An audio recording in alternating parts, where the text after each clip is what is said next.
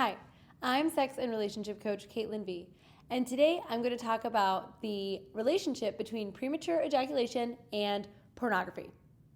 And specifically, I'm going to talk to you about why, if you're trying to last longer in bed and end premature ejaculation, you have to stop watching porn. Now, there are a multitude of reasons behind this and some really excellent science as well, but I'm just going to focus on a couple of the main reasons and the things that I see as the biggest contributors to your challenges with PE. Now, if you're under the age of 35, chances are good that you have had access to internet pornography your entire life, okay? It means that from the age of puberty, when you first had your very first inklings of sexual arousal, all the way to today, you have had access to the widest catalog, the most diverse catalog of live sex acts ever available to humankind ever. And the truth is, we just didn't really evolve that way. Like, the human brain is not totally capable of having that kind of catalog of stuff, options available to it. And so it's not wired to be able to really withstand that much stimulation. So what ends up happening, our brain is really great at creating shortcuts, especially to those things that are survival related. So food, orgasm, sleep. If we learn a pattern and a way of doing something, then it becomes really easy for us to keep going back and continuing that pattern. So if you're trying to change something, which in this case is you're trying to last longer in bed, you need to do something pretty drastic in order to shake up your brain's patterns. It's like settling for fast food when you're trying to learn how to make a gourmet meal. Porn is like the shortcut. Arousal, erection, ejaculation. Boom, boom, boom. 1, 2, 3, simple, done. And by the way, you can have this like endless feast of every sex act that you've ever thought of in order to get you there. So there's like endless novelty, endless new people, new partners to watch. Well, sex in real life is not like that. And our brain is not capable of really telling the difference. The truth is that those same pleasure centers that are activated when you watch porn, which are part of your lizard brain, which is the old hardware that you're operating like all the way at the base of your spine, it doesn't really know the difference between you pleasuring yourself with your hand while watching someone have sex and you actually having sex with that person. The truth is that your brain starts thinking that you have an entire harem of beautiful women doing all kinds of crazy stuff anytime that you want. And so when you go to have sex with a real woman, and she's not like, I'm trying to keep this under 18 friendly and educational, but imagine all the wild stuff that you've seen in porn. So you have a real woman in your bed, and she's not like doing some of that stuff that you've seen in porn.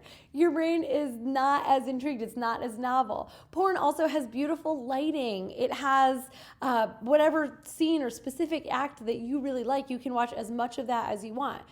Real life just isn't like that. Another thing that I've noticed with porn is that it isn't a great educational tool for how to actually have sex.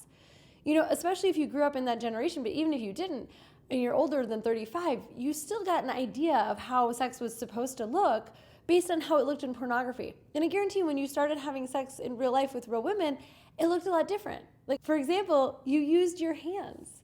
When's the last time you watched a porn where they had an extended groping or hand or touching or kissing scene? They're pretty rare. I mean, those porns really do exist and they're wonderful, but they're not the majority of the content that's available online. So it doesn't look like regular sex. Your brain's not capable of translating or making the difference between those two. Porn not only can cause premature ejaculation, but also erectile dysfunction. The real link between porn and premature ejaculation also starts for those of you who, when you first discovered self-pleasuring and started masturbating, lived at home with a parent or guardian and were really worried that you were going to get caught. And so you brought yourself to orgasm as quickly as possible every single time. That also is a very strong pathway that continues to exist in your brain. And if you're interested in doing that, I've made a whole series of videos on how to last longer while you're having solo sex so that you'll last longer while you're having partnered sex. The real reason that you have to give up pornography if you want to last longer in bed is that you want to give your brain a chance to return to its natural state, one where it uses imagination and visualizations to become aroused and to reach orgasm.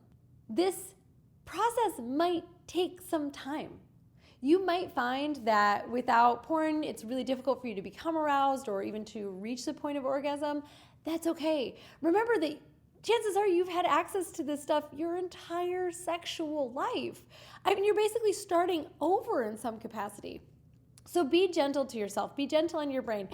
Give yourself some time to readjust. Understand that you might not ejaculate every single time that you go to masturbate. That's okay. You can try it again later. You can try it again tomorrow. In fact, you don't need to ejaculate every single time that you masturbate or get to a high level of arousal.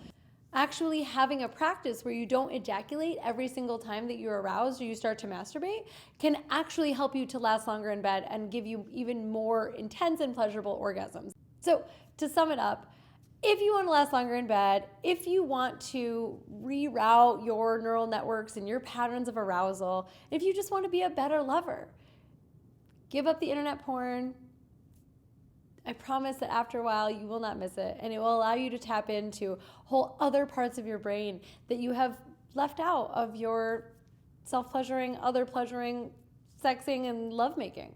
And I promise you that if you stick with it, you will see results, and they will be amazing. Please subscribe so that you'll never miss another one of my tips for lasting longer in bed, and stay tuned. See you soon.